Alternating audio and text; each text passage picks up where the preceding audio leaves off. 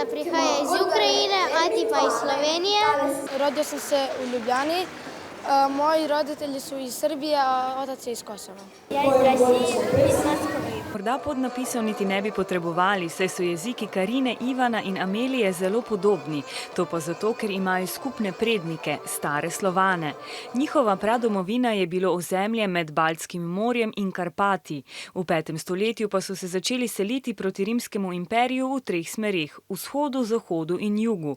Tam so sčasoma ustvarili svoje države, ki so si podobne in različne obenem, tudi po veri. Srbsko novo leto je januarja 14. In Božič je pa 7. januarja.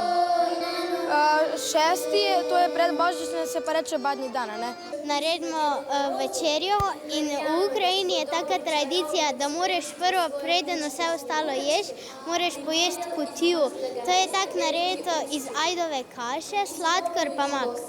Za ruske otroke je novo leto najljubši praznik. Na ta dan povsod krasijo jelke.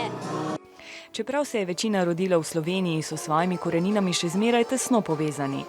Prejšnjo leto sem bila v Rusiji. Obiskala sem mojo babico in dedka in pa še moje prijatelje. Pogrešam jih zelo, ker je zelo zabavno z njimi.